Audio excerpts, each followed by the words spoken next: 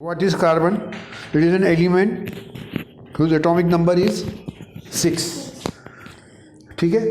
अब कोई पूछे what is hydrogen? Hydrogen is an element of atomic number is 1.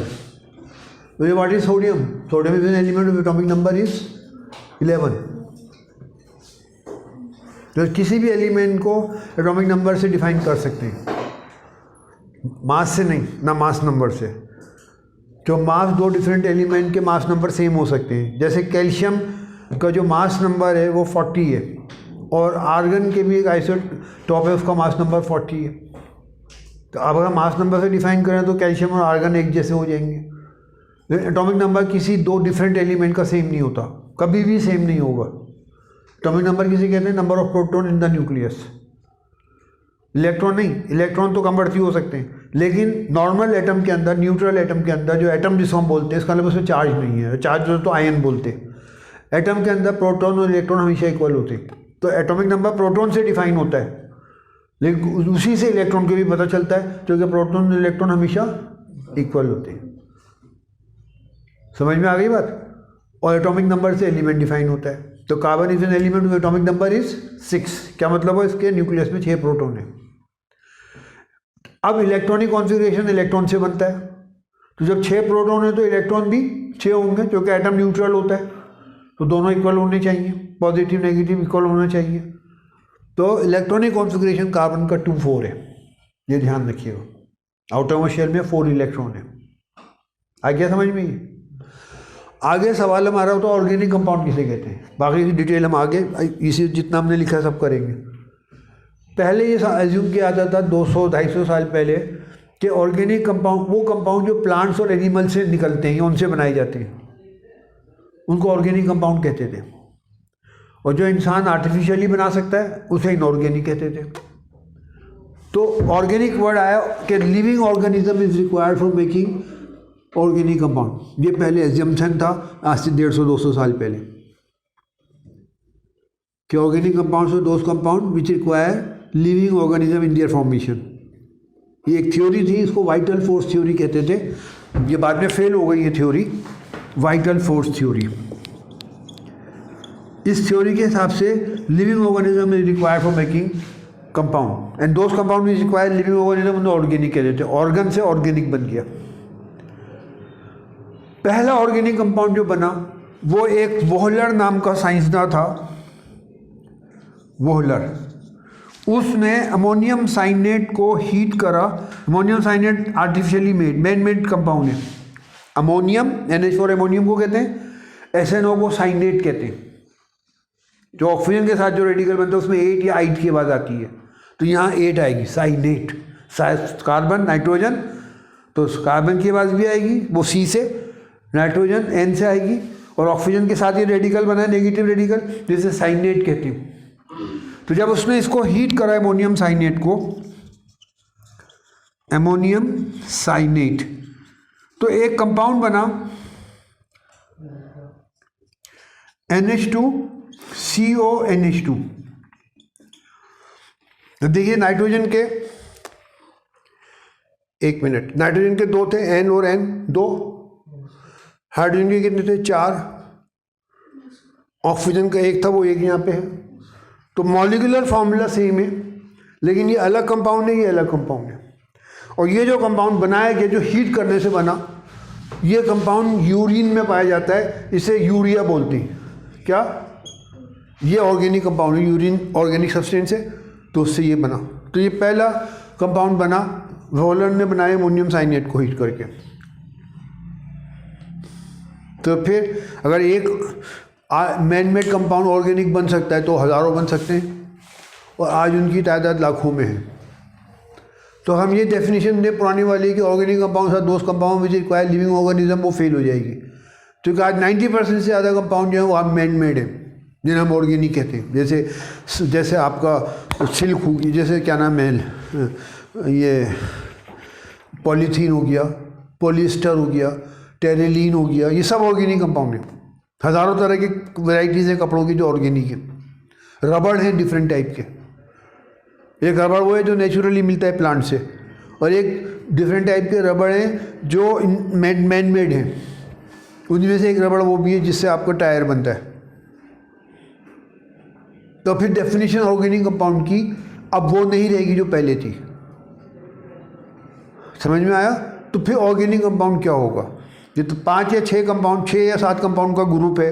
ये कार्बन, डेफिनेशन थी carbon compounds are called organic compound. Carbon compound made of carbon, compound made of carbon hydrogen, ये organic, ये भी गलत है। ये क्यों गलत है? कि carbon dioxide is a carbon compound, लेकिन वो इनऑर्गेनिक है। Carbon monoxide man is a inorganic compound.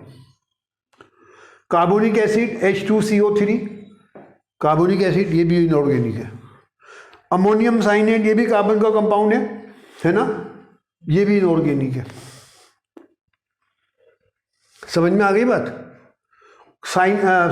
Calcium carbide, calcium carbide, ये प्लांट्स के उसके काम आता है। ये जो अनराइप फ्रूट्स होते हैं उस पर छिड़क के बंद कर देते हैं, तो इसमें से गैस निकलती है, उस गैस से वो फ्रूट पक जाते हैं, एसिटिलीन गैस बनती है। समझ में आया? ये हाईली, मतलब ये होता है कि बहुत ज़्यादा एक्सप्लोजिव होता है। तो ये सारे कार्बन कंपाउंड्स हैं, लेकिन ये इनऑर्गेनिक हैं। तो उसके बाद डेफिनेशन दी गई थी कंपाउंड्स ऑफ कार्बन, वो डेफिनेशन भी गलत हो गई। कंपाउंड्स ऑफ कार्बन में ये भी आते हैं, लेकिन ये ऑर्गेनिक नहीं है। तो फिर क्या करें? तो उसके लिए रास्ता बीच का निकाला गया कि कुछ उन कंपाउंड्स के नाम जो कार्बन के कंपाउंड हैं लेकिन ऑर्गेनिक नहीं है, उनका नाम बोल दो। Compounds of carbon other than या except oxides of carbon, carbonates, जैसे कैल्शियम कार्बोनेट, चौक जैसे कहते हैं, उससे चौक भी बनता है। कैल्शियम कार्बोनेट मार्बल का भी होता है, मार्बल में भी कैल्शियम कार्बोनेट होता है, उसी से बनता है वो। कार्बोनेट्स, बाइकार्बोनेट्स, कार्बाइड्स जैसे कैल्शियम कार्बाइड, साइनेट्स, ये कुछ कितने हो गई है? 1 2 3 4 5 6 के करीब हो गई है, 7। 1 ऑक्साइड्स, 1 कार्बाइड्स, 2 बाइकार्बोनेट, 3 कार्बाइड, 4 साइनेट्स, 5 साइनेट, 6। तो 6 या 7 कंपाउंड हैं।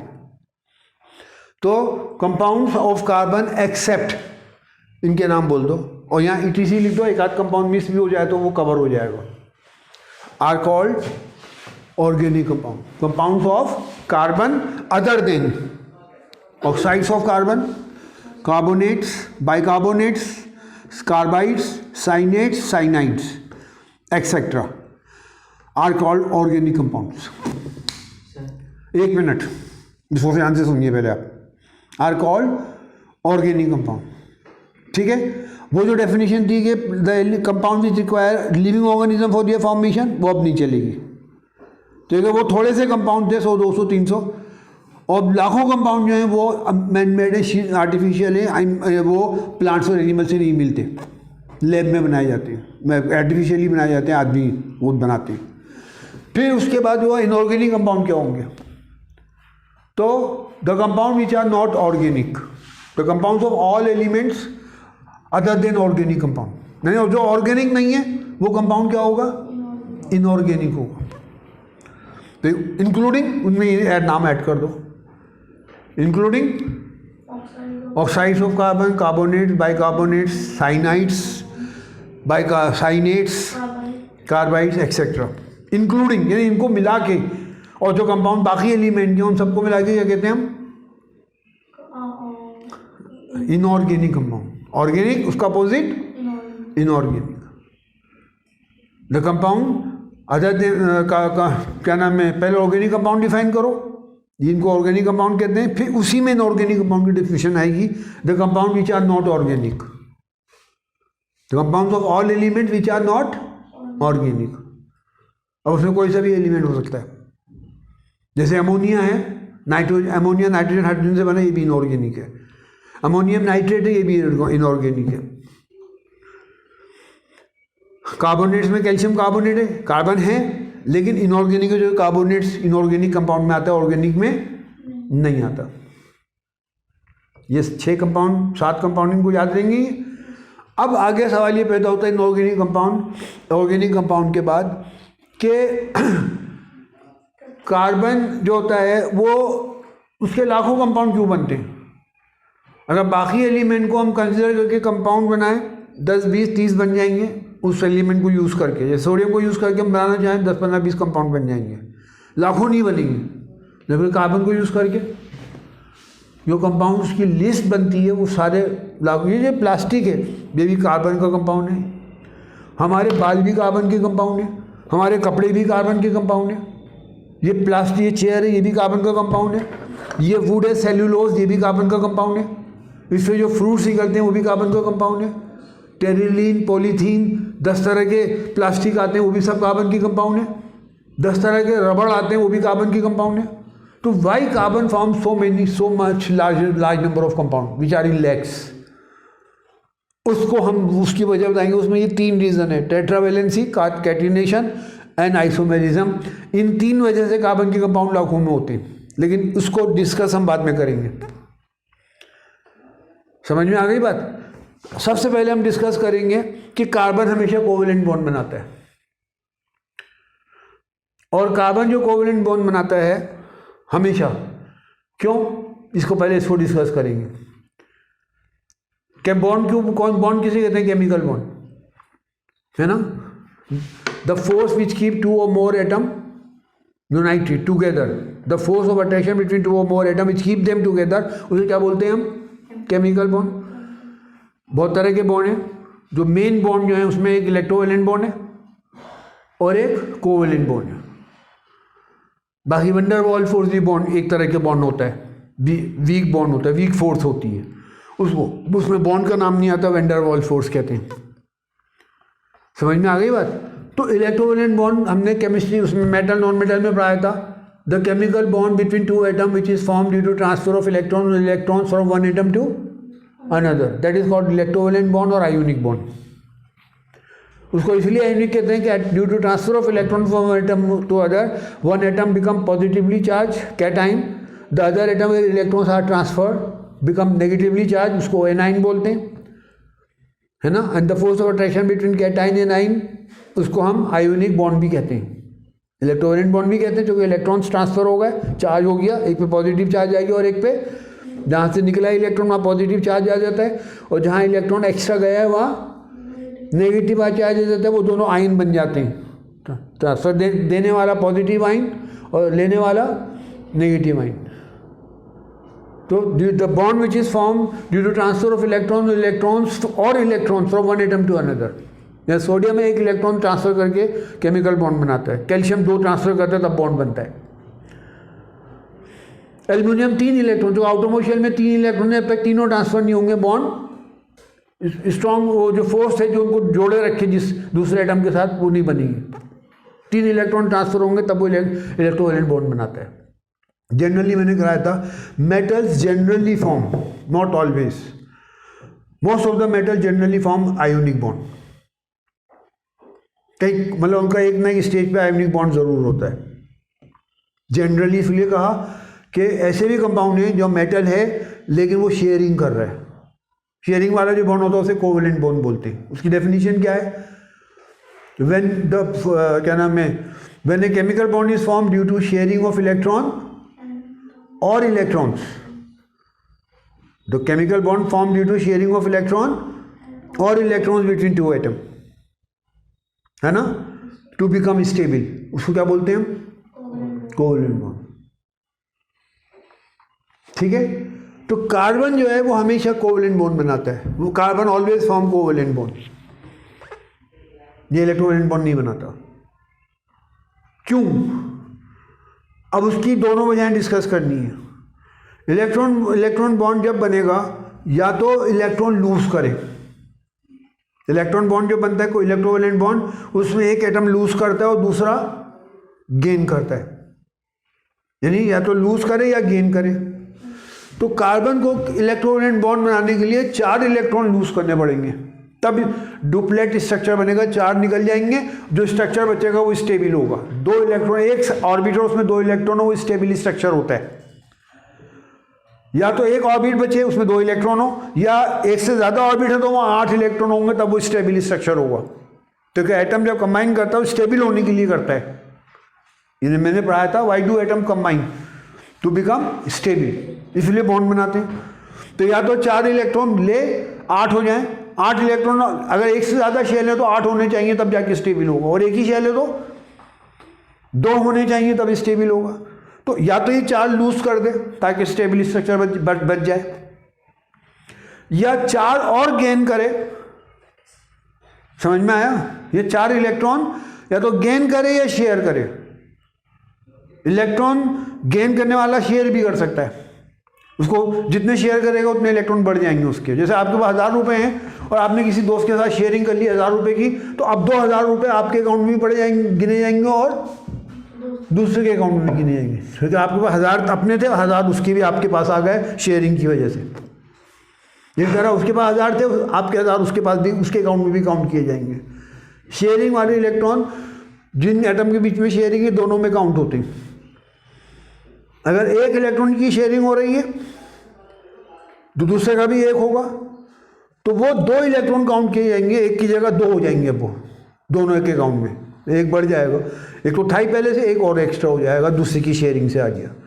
अगर 2 इलेक्ट्रॉन की शेयरिंग कर रहा है तो 4 हो जाएंगे, क्योंकि 2 1 के 2 1 के, टोटल इलेक्ट्रॉन कितने हो गए? 4।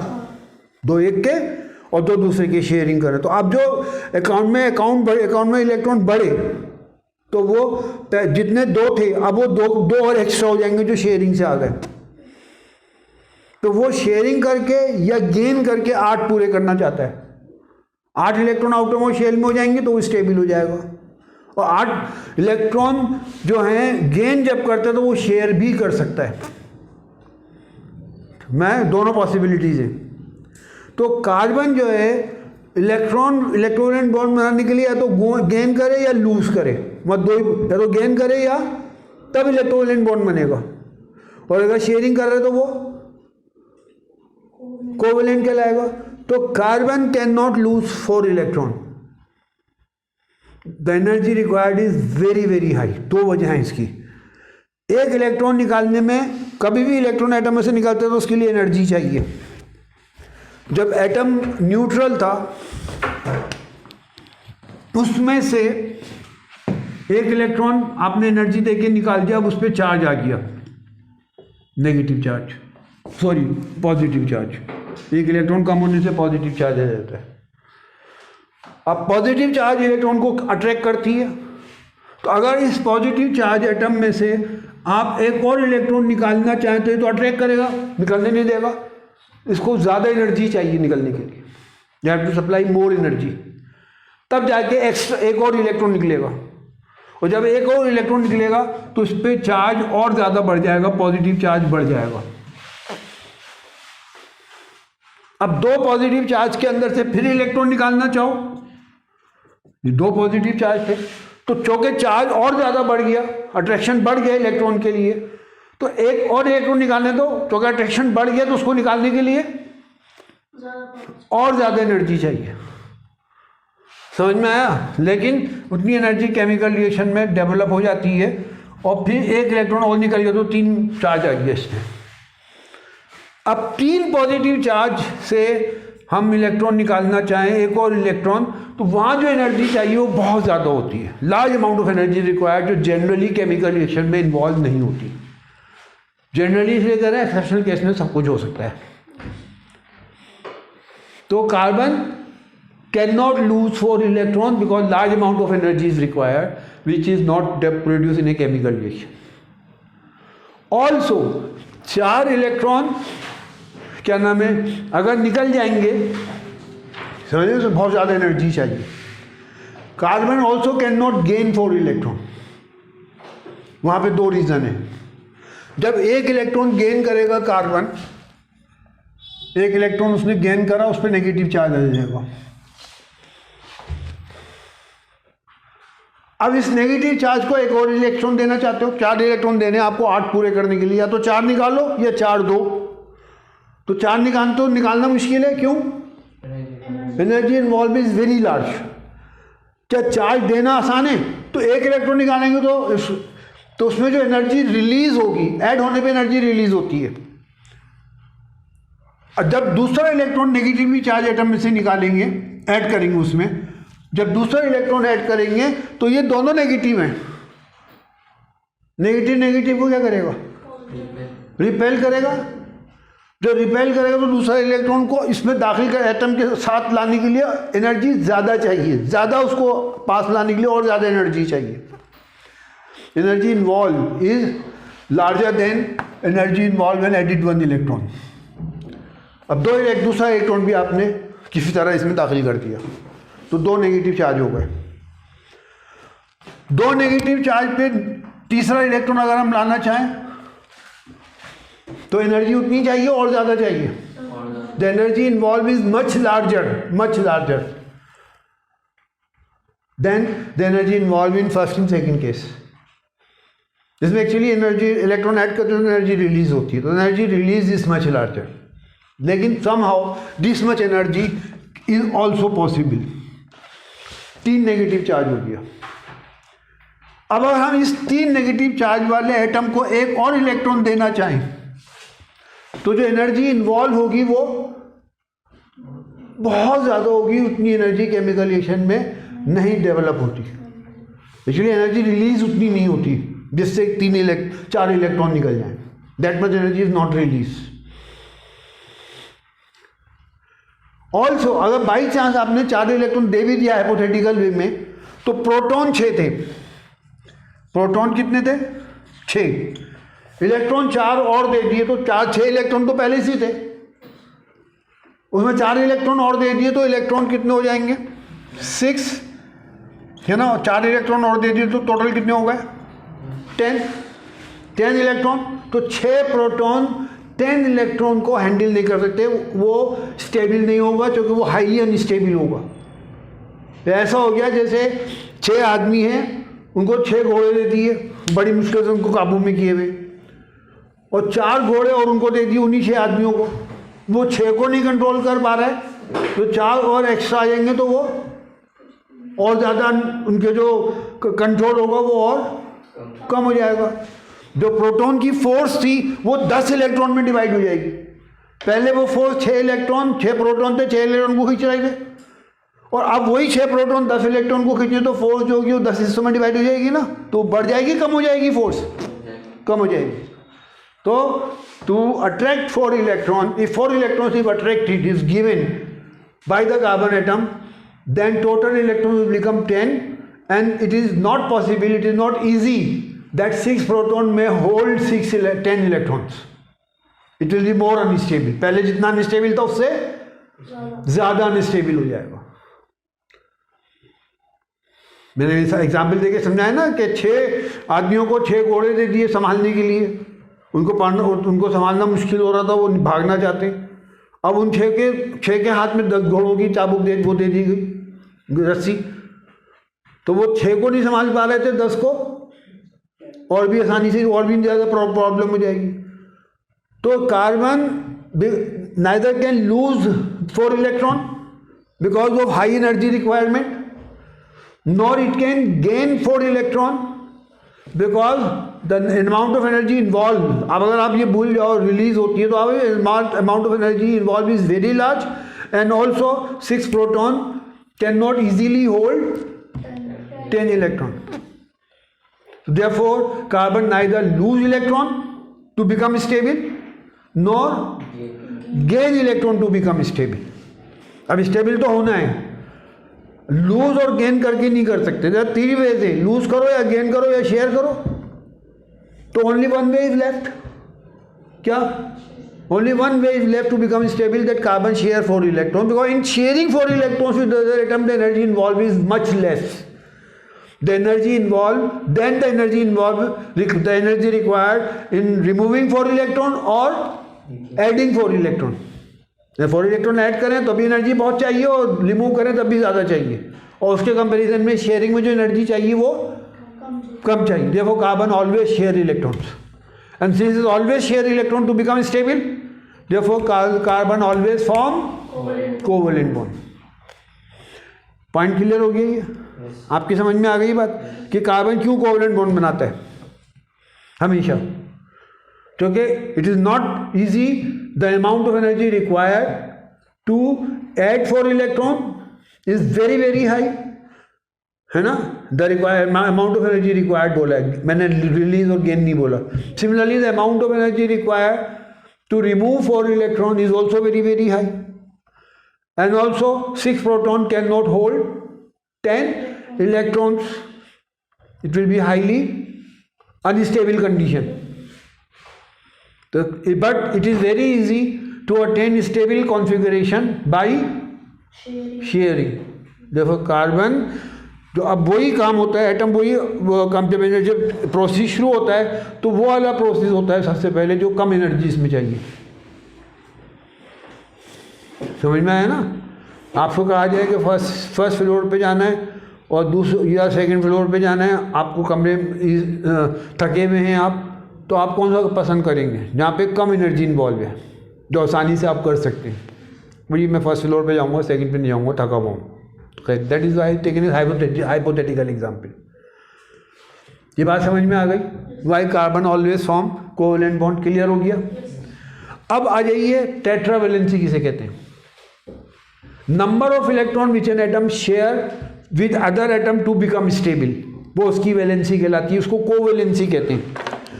अगर इलेक्ट्रॉन ट्रांसफर करके स्टेबल हो रहा है उसे इलेक्ट्रोवेलेंसी कहते हैं। जैसे sodium atom transfer 1 electron to chlorine to become stable, तो उसको क्या कहेंगे हम?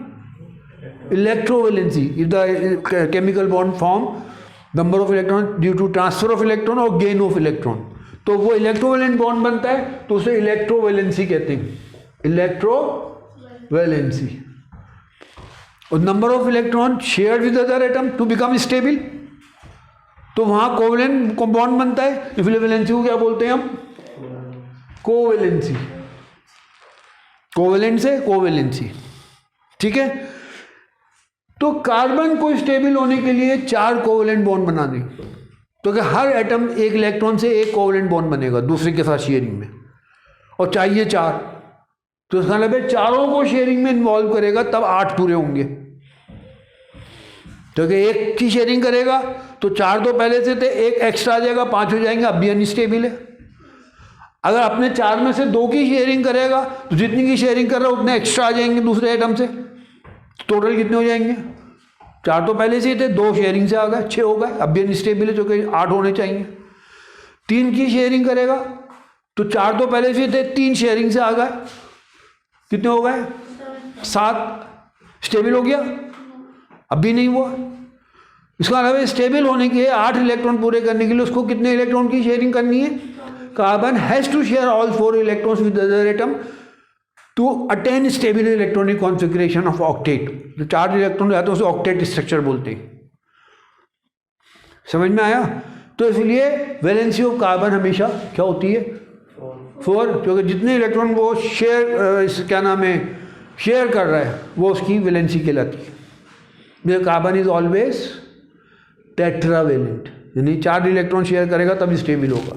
सिमिलरली सिलिकॉन की भी यही है। सिलिकॉन का इलेक्ट्रॉनिक कॉन्फ़िगरेशन है 284 सॉरी, उसके भी आउटरमोस्ट शेल में 4 है, इसलिए सिलिकॉन की वैलेंसी भी क्या होती है?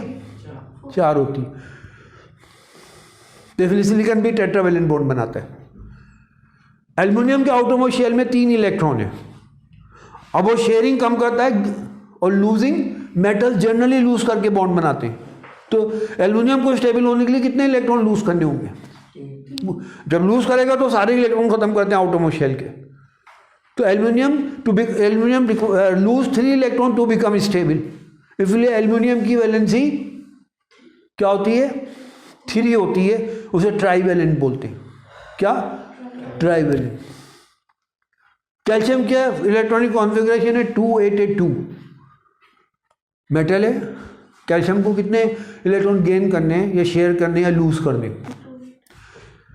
गेन करेगा 2 मैक्सिमम 2 है आउटरमोस्ट शेल में, 2 और गेन कर लेगा, 4 स्टेबल नहीं है।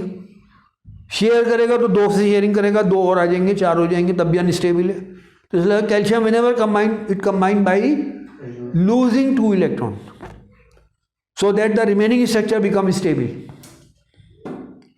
तो since calcium loses 2 electron to become stable, therefore उसकी वैलेंसी इलेक्ट्रोवैलेंसी नंबर 1 क्योंकि लूज कर रहा है, इलेक्ट्रोवैलेंट बॉन्ड बना रहा है, और दूसरे कितनी वैलेंसी कर रहा है वो? 2 डाइवैलेंट। ये बात समझ में आ गई? क्या 2 इलेक्ट्रॉन लूज करता है, वैलेंसी 2 है इसलिए डाइवेलेंट कहलाता है। सोडियम 1 इलेक्ट्रॉन लूज करके स्टेबल होता है, जिन्हें मोनोवैलेंट कहते हैं, है ना, इलेक्ट्रोवैलेंट बॉन्ड बना रहा है। ये बात समझ में आ गई? तो जो शेयर करके बनाता है उसे कोवैलेंसी कहते हैं, और जो लूज या गेन करके बनाता है उसे इलेक्ट्रोवैलेंसी कहते हैं। तो carbon is valency of carbon is 4 because it share 4 electron with other atom, then only it become stable. अब वो 4 एटम अलग अलग 4 एटम जो हैं जिनसे वो शेयरिंग कर रहा है वो अलग अलग एटम के भी हो सकते हैं। ये भी हो सकता है एक के 2 एक से और 2 एक से शेयरिंग कर ले, 4 पूरे कर दें। अब वो 4 के लिए या तो एक इलेक्ट्रॉन शेयरिंग करे हर एटम से अलग अलग, तो 4 डिफरेंट एटम से, मैक्सिमम 4 डिफरेंट एटम से शेयरिंग कर सकता है। 4 से कम भी कर सकता है। जैसे ऑक्सीजन है, CO2 बना, तो 2 इलेक्ट्रॉन एक ऑक्सीजन से शेयर कर लियो, 2 इलेक्ट्रॉन दूसरे ऑक्सीजन से, तो टोटल 2 ऑक्सीजन है, लेकिन शेयरिंग हो गया 8 इलेक्ट्रॉन हो गए पूरे। लेकिन अगर एक एक की शेयरिंग करे तो कितने इलेक्ट्रॉन की शेयरिंग करेगा? शेयरिंग तो 4 की होगी, लेकिन वो 4 अलग अलग एटम से भी कर सकता है। 5 की शेयरिंग नहीं कर सकता। क्यों? इलेक्ट्रॉन ही 4 हैं, तो अलग अलग शेयरिंग करेगा तो 4 चीज़ों से तो शेयरिंग करेगा, 5वें इलेक्ट्रॉन से कैसे शेयरिंग करेगा वो? उसके लिए इलेक्ट्रॉन ही नहीं बचा उसके पास। A single carbon atom can maximum share with 4 electrons. ठीक है, ये क्लियर हो गई बात? तो कार्बन की वैलेंसी हमेशा कितनी होती है? क्यों? क्योंकि it always share 4 electron to become stable, therefore its valency is 4 and therefore it is tetravalent. बात समझ में आ गई? अब उसके बाद है ऐसे कंपाउंड जिनका मॉलिक्यूलर फॉर्मूला सेम है और स्ट्रक्चर अलग है। स्ट्रक्चर बदलने से कंपाउंड बदल जाता है। ये कार्बन के केसेस में तो बहुत ज़्यादा है। बाकी कंपाउंड्स, बाकी एलिमेंट के अंदर बहुत कम, रेयर एग्जाम्पल मिलती हैं कि एलिमेंट सेम है, एटम सेम है, लेकिन स्ट्रक्चर बदलने से कंपाउंड बदल गया। Very rare. यहाँ भी देखिए, आपको एक मैनमेड कंपाउंड है अमोनियम साइनेट, और दूसरा यूरिया है, ऑर्गेनिक कंपाउंड है।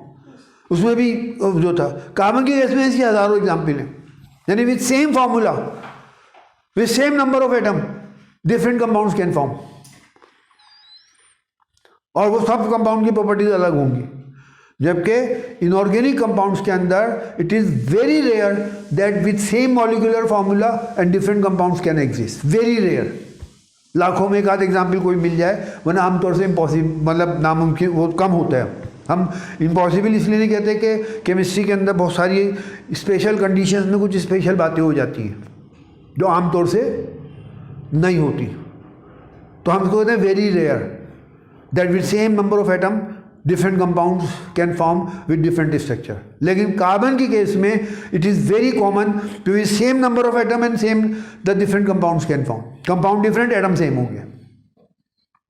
उन कंपाउंड्स को which have a same molecular formula, that is same number of atom, but have different structures due to which they are different compounds, उनको हम कहते हैं आइसोमर। क्या? ये भी आइसोमर है एक दूसरे के। अमोनियम साइनेट और urea, number of atom same है लेकिन दोनों अलग कंपाउंड है, और वो अलग इसलिए उसका स्ट्रक्चर अलग है और इसका स्ट्रक्चर अलग है। इसलिए स्ट्रक्चर बदलने से कार्बन कंपाउंड्स का प्रॉपर्टीज भी बदल जाती है। और इन कंपाउंड्स को क्या कहते हैं? विच have a same molecular formula but different structures, क्या बोलते हैं उन्हें? आइसोमर। और उस केमिकल रिएक्शन को जो आइसोमर बनता है उसे कहते हैं आइसोमेरिज्म। द प्रोसेस और the chemical reaction in which isomer is form is called isomerism. तो कार्बन के केस में ऐसे हजारों एग्जाम्पल हैं कि सेम मॉलिक्यूलर फॉर्मूले से डिफरेंट स्ट्रक्चर। जैसे मैंने एक एग्जाम्पल आपको दी थी कि एक कंपाउंड है, यहाँ से मैं रब कर रहा हूँ इतना हिस्सा, फिर मैं नमाज पढ़ने जाऊँगा। यहाँ तक तो समझ में आ गया ना? जैसे मैंने एक एग्जाम्पल दी थी आपको कि कंपाउंड है CH3COOH, हम इसको डेली घर में भी यूज़ करते हैं वेरी डाइल्यूट फॉर्म में, विनेगर, एसिटिक एसिड इसका कमर्शियल नेम है। समझ में आया? इसी कंपाउंड की अंदर सेम नंबर ऑफ एटम के साथ अगर हम ये स्ट्रक्चर बदल दें, यानी जो COOH था H शुरू में आ जाए, आखिर में H की जगह पे CH3 आ जाए, यानी उलट गया ये एक ऐसा कंपाउंड है जिसमें स्मेल होती है, फ्रूटी स्मेल। इसे हम एसिड बोलते हैं, कार्बोक्सिलिक एसिड। इसे हम हमारे कोर्स में है इस टाइप का कंपाउंड, इसको हम ईस्टर बोलते हैं। ये परफ्यूम्स वगैरह बनाने के काम आता है। अलग अलग ईस्टर में अलग अलग स्मेल होती है। तो नंबर ऑफ एटम सेम है but the compounds are different. One of them is use as a food material, अचार बनता है विनेगर में, है ना। और दूसरा जो है वो यूज होता है as a smell for perfumes के तौर। उसी खानदान के और compound as a perfume use होते हैं हाई लेवल पे। अब सेम फॉर्मूले के साथ अगर कंपाउंड आपके सामने रख दिए जाएं और आपको खाना बनाना है, आपने कहा यार विनेगर तो ये, चलो फॉर्मूला तो सेम है दोनों का, आपने परफ्यूम वाले में रोटी डिबो के खानी शुरू कर दी, सही रहेगा? वो पॉइजन हो जाएगा, पॉइजनस हो सकता है। तो ये आइसोमर एक दूसरे के, जो compound which have same molecular formula but different structural formula. ये कार्बन के कंपाउंड में ऐसे हजारों केसेस हैं, समझ में आया? तो दो रीजन कार्बन के बहुत सारे कंपाउंड के, एक तो ये आ गया टेट्रावेलेंसी है, और दूसरा रीजन कि कार्बन कंपाउंड्स में isomerism is very common. Isomerism is very common, यानी बहुत कॉमन, बहुत मतलब एक एक ग्रुप के अंदर लाखों कंपाउंड के आपको मिल जाएंगे। ये कंपाउंड जैसे बुटेन, अब बुटेन हमारे एलपीजी में पाया जाता है, जो घर में एलपीजी आती है, उसमें एक कंपाउंड और होता है, उसे आइसोबुटेन कहते हैं। वो अलग कंपाउंड है, फार्मूला सेम है, मॉलिक्यूलर फार्मूला दोनों का सेम है, लेकिन स्ट्रक्चर अलग होने से वो अलग कंपाउंड है। और दूसरा वो हमारे कोर्स में आएगा रिएक्शन में, समझ में आया? इस तरह कंपाउंड है पेंटेन, उस C5H12 उसका फार्मूला है, मॉलिक्यूलर फार्मूला। अब C5H12 के फार्मूले से आप तीन कंपाउंड बना सकते हैं, एक तो पेंटेन है, एक आइसोपेंटेन कहलाता है, एक नियोपेंटेन कहलाता है। ये तीनों अलग अलग नाम है, जो कि तीनों की प्रॉपर्टीज अलग अलग है। तो in carbon compounds isomerism is common, मतलब बहुत कॉमन चीज है। अब जो मेन प्रॉपर्टी है large number of carbon compounds की, वो है कैटिनेशन। क्या है ये? Self linking property. Self linking property in forming a molecule of compound, in forming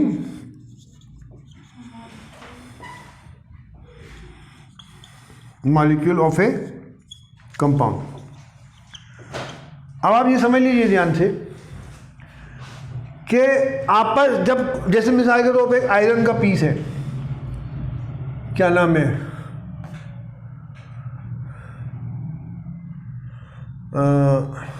जो सिलिकॉन का पीस है, ग्रेफाइट का पीस है, सिलिकॉन का पीस है, हजारों सिलिकॉन के एटम आपस में लिंक है मिसाल के तौर पे। लेकिन जब वो कंपाउंड बनाएंगे तो कंपाउंड में कितने सिलिकॉन एटम आपस में लिंक मिलेंगे? इसमें मैक्सिमम 8 कंपाउंड हमें सिलिकॉन के मिलते हैं, जहाँ पे सिलिकॉन के 8 एटम आपस में भी लिंक होते हैं और दूसरे एलिमेंट से भी लिंक होते हैं। और कंपाउंड कार्बन के अंदर लाखों एटम आपस में भी लिंक होते हैं और दूसरे एटम से भी, क्योंकि कंपाउंड बनने के लिए दूसरे एटम से लिंक होना जरूरी है। एक से ज़्यादा एलिमेंट होने चाहिए, सिंगल एलिमेंट होगा तो एलिमेंट ही कहलाएगा। ये बात समझ में आया? तो लाखों एलिमेंट, यानी आपका जो बहुत से कंपाउंड है जिसमें 1-1 लाख एटम्स आपस में लिंक है और दूसरे एटम से भी लिंक है। इसे कहते हैं self linking property. Atoms of the same element link with each other by covalent bond and also link with other atom. This property of the element is called catenation. And they link with different manners. They link in the form of a straight chain with each other. They link with each other and form branch structure. ऊपर मतलब branch की तरह, जैसे पेड़ के अंदर ब्रांचें निकली हुई होती हैं, आपस में भी लिंक है, लंबा सा तना जा रहा है और साथ में ब्रांचेस भी निकल रही हैं। They link in the form of cycle, they form a ring structure, and also they link by sharing 1 electron, and they also link by sharing 2 electron, and they also link by sharing 3 electron तक link कर, आपस में sharing 3 electron की भी हो सकती है by sharing 3 electron with same atom, 1 electron with same atom, 2 electron with same atom and 3 electron with same atom. ये डिफरेंट वेज में लिंक कर सकते हैं। तो ये प्रॉपर्टी क्या कहलाती है? कैटिनेशन। और ये प्रॉपर्टी जो है मेनली कार्बन में पाई जाती है, नंबर 2 पे सिलिकॉन में थोड़ी बहुत पाई जाती है, बाकी एलिमेंट में ये प्रॉपर्टी बहुत कम होती है।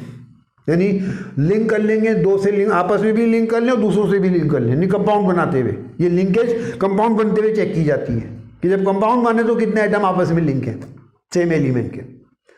तो बाकी एलिमेंट में बहुत कम ऐसे एटम मिलेंगे जो आपस में भी लिंक होंगे और दूसरे एटम से भी लिंक होंगे, बहुत रेयरली। लेकिन कार्बन में हजारों केसेस मिल जाएंगे।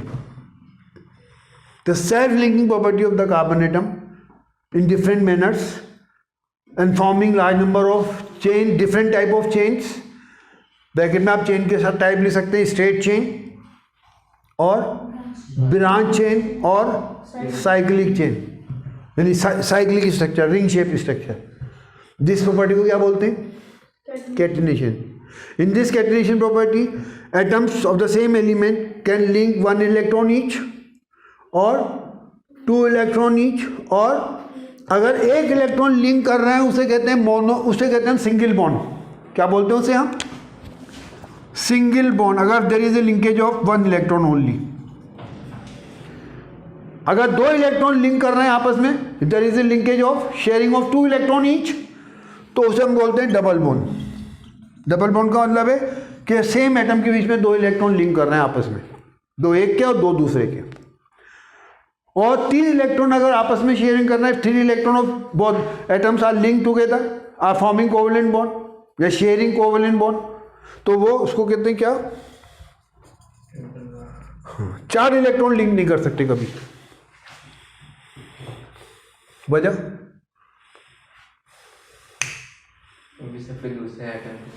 जी नहीं, वो तो अब 4 एटम किसी हालत में भी लिंक नहीं कर सकते। उसकी वजह क्या है वो अभी मैं आपको समझाऊंगा। Maximum same carbon atom can link 1 electron if the same carbon atom या same atom are forming covalent bond by linking 1 electron, उसे कहते हैं सिंगल बॉन्ड, और उसको सिंगल लाइन से इंडिकेट करते हैं।